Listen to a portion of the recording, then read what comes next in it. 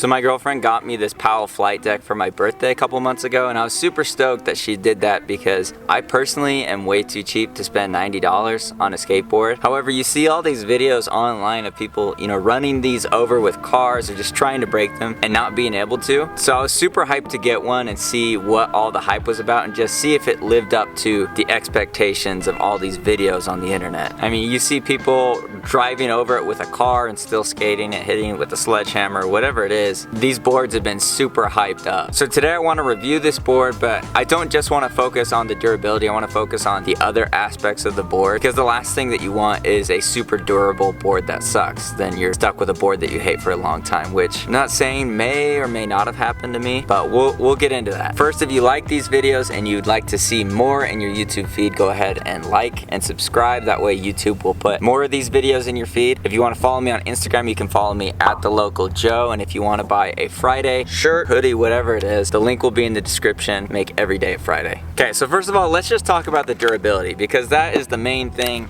that everybody is wondering about, is are these boards durable? And if you saw my last video, you know that they are. I tried to break these on front lips, and then I just tried to focus it, and then after that I drove over it with my car and then tried to focus it some more, and then it finally broke when I was trying front lips again. So it was like a 5-step process. Try and break this board. It did not want to break, and you can see the reason why in there. You can see all these carbon fiber layers in between each of the plies of the board. So a regular skateboard, as you know, has 7 plies. This has 5 plies, but they're interwoven, or I guess interlaced, with layers of carbon fiber between each layer of wood. So this board is a lot lighter, but a lot stronger. As far as the durability goes, I mean, this board is a 10 out of 10. I don't think you can beat that. I mean, personally, I don't think you could really break it out in the wild, like really trying normal tricks. I just don't think it would break. I think it would razor tail first before it actually snap. I feel like in order to break this board, you've got to specifically be trying to break it. That's pretty epic that they built a board that's, you know, can really withstand what skateboarding has to offer. As far as the impact goes, however, one thing I wasn't a big fan of with this board was the razor tail. So I only skated this board for a couple weeks, and it started to get close to being razor tailed, and that's because it's only 5 layers, so it's a lot thinner than a regular skateboard. So obviously you're gonna get razor tail a lot faster, which for me sucks because I stay pretty low to the ground anyways, and so I'm not breaking a whole ton of boards. So had I not gone through all the steps to actually try and break this board and just kind of tried to let it break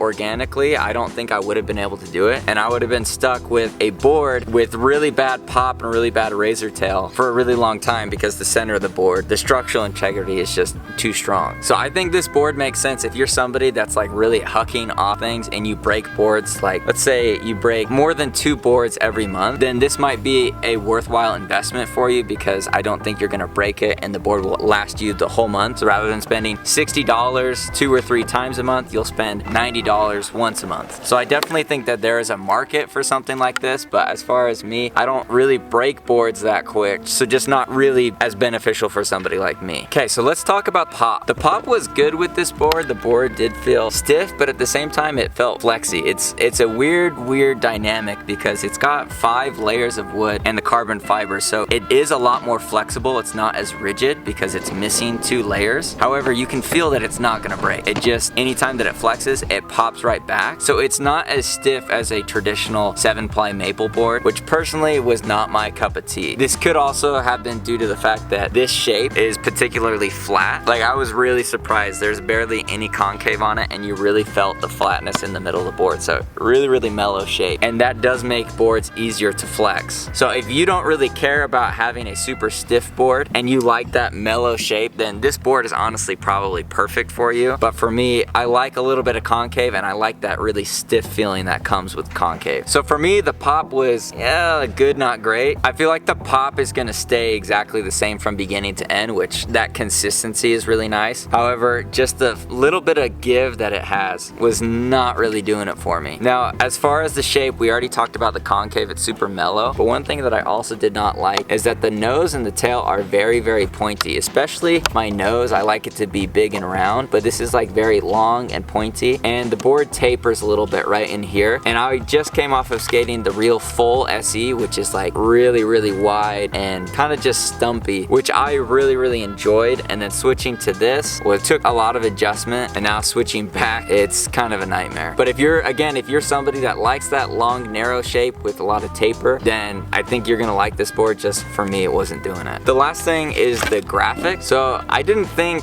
I would really be into a graphic like this, but then when I saw it in person, you can see like all the details of all the trees in the forest and the lines on the bear, and it just looked like a very intricate graphic. And I don't know if that's how they put it on there, or if it's just the graphic designer was like really, really into the details of it.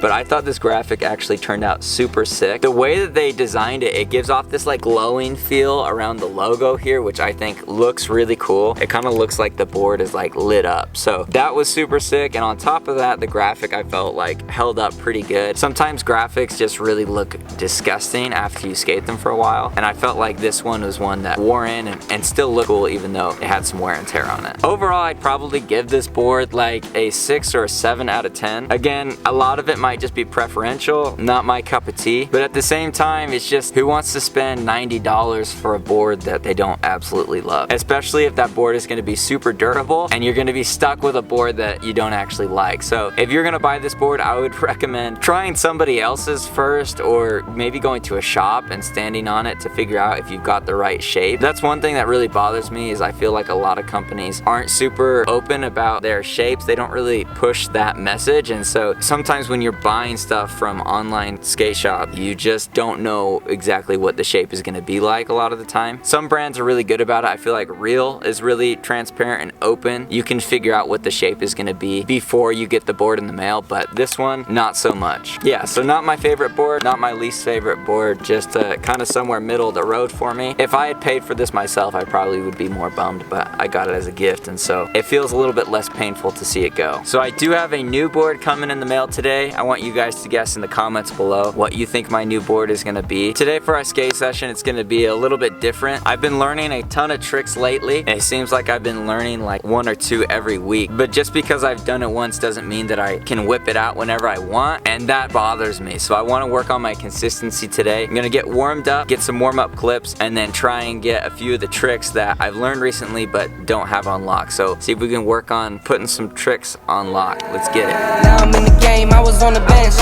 First I was renting, now I'm collecting rent. First it with the Beamer, now I want the Benz.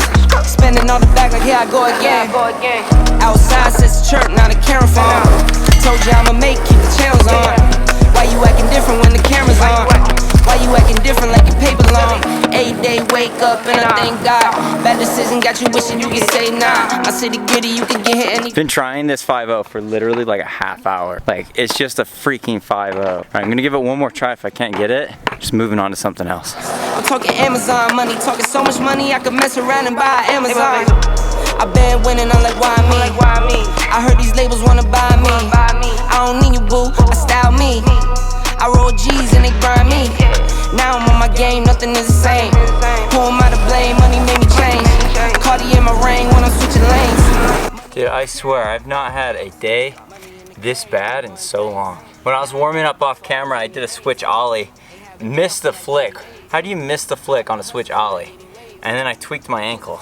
Ever since then, it's just everything is downhill. It took me like 45 minutes to get a freaking 5-0. I don't even know why I hung in there that long. Just gonna take a break, try and cool off, because at the moment I feel like snapping my board. Sometimes you just have bad days, I guess. One's only wearing once. Fornicate the funds, money made me come. Diamonds on your neck, bet they on your neck. You want that watch, you better rock it tech. You want the chain, you better cop a vest. You want the check, but can you make it stretch? I'm in the game, I was on the bench. First I was renting, now I'm collecting rent. First it with the Beamer, now I want the Benz. Spending all the back like here I go again. Outside says the chirp, now the camera phone. Told you I'ma make, keep the channels on. Why you acting different when the camera's on? Why you acting different like your paper long? 8-day wake up and I thank God. Bad decision got you wishing you could say nah. My city gritty, you could get hit any day now.